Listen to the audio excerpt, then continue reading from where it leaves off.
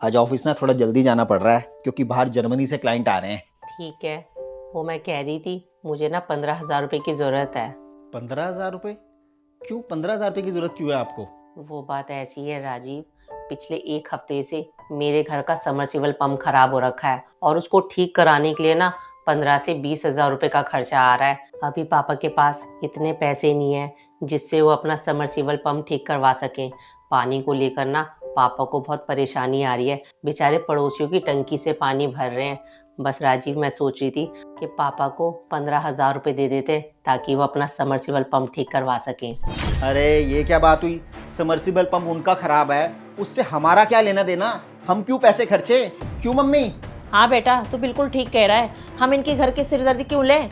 एक बात बता बहू, तेरे पापा ने तुझसे मदद मांगी है जो तू उनकी मदद करना चाहती है? मम्मी जी, आप मेरे पापा को नहीं जानती हो। मेरे पापा ना बहुत खुददार हैं। वो जितना मर्जी भी परेशान हो जाएं, लेकिन वो मुझसे पैसे की मदद तो कभी भी नहीं मांगेंगे। कल मैं अचानक से उनसे मिलने चली गई थी तो मैंने देखा पापा पड़ोसियों के घर से पानी भर रहे थे। जब मैंने पूछा तब पापा ने बताया था कि एक हफ्ते से उनका समरसीबल पंप खराब है। पापा तो मुझसे पैसों की मदद मांगेंगे नहीं, तो मैं सोच रही थी मैं ही आगे बढ़कर पापा को 15,000 रुपये दे देती हूँ ताकि पापा अपने घर का समरसीबल पंप ठीक करवा सकें। अरे तू फिर इतनी दानवीर क्यों बन रही है? उनकी चीज खराब पड़ी है तो खराब पड़ी रहने दे। तेरे सेहत पे कौन सा असर पड़ रहा है? एक बात ध्यान रखना, जब तक सामने वाला मदद ना मांगे ना, उसकी मदद नहीं करनी चाहिए।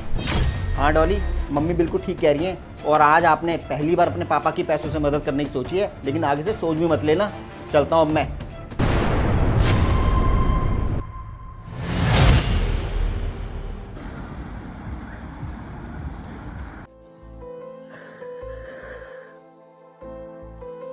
क्या बात, आज आपका फोन नहीं आया? मुझे पता नाराज हो ना मुझसे।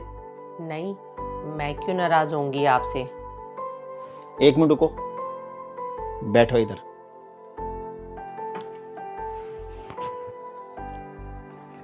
ये 15,000 रुपये अपने पापा को दे देना। ये क्या? सुबह तो मम्मी जी के सामने आप बहुत बोल रहे थे कि पैसों से अपने पापा की मदद बिल्कुल मत करना, फिर ये पैसे क्यों दे रहे हो? देने को तो मैं तुम्हें सुबह ही दे देता अगर तुम मुझसे पैसे अकेले ही मांगती, लेकिन मम्मी जी बैठी थी और मम्मी जी के सामने तुम मांगने लगी। इसलिए डॉली, मैंने जानबूझकर मम्मी जी के सामने मना कर दिया था, क्योंकि मैं नहीं चाहता था कि मम्मी जी को ये बात पता चले कि हम आपके पापा की पैसों से भी कई बार मदद कर देते हैं। डॉली, मैंने आपको कितनी बार समझाया है कि अपने घर की सारी बातें मम्मी के सामने मत किया करो। अरे आप मेरी पत्नी हो, आपका दर्द मैं समझ सकता हूँ, मम्मी थोड़ी समझ सकती हैं। अब मम्मी के लिए तो जैसे बाकी लोग हैं, बाकी रिश्तेदार हैं, वैसे आपके पापा भी हैं। लेकिन डॉली, मेरे लिए तो जैसे मेरे मम्मी पापा हैं वैसे आपके पापा भी तो है ना।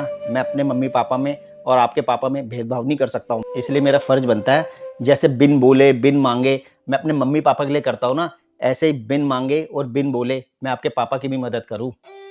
हाँ राजीव, वैसे कहने की तो बात है ही नहीं। आप मेरे पापा और अपने मम्मी पापा में कभी भी भेदभाव नहीं करते हो। शायद इसी वजह से मम्मी जी की कही भी कई बातें मुझे बुरी भी लग जाती हैं, लेकिन आपके व्यवहार की वजह से मैं मम्मी जी की कई बातों को नज़रअंदाज कर देती हूँ। बिल्कुल ठीक।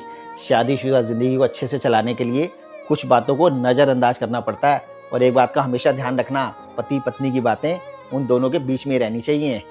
हाँ, बिल्कुल ठीक कहा आपने। मैं आगे से इस बात का ध्यान रखूंगी।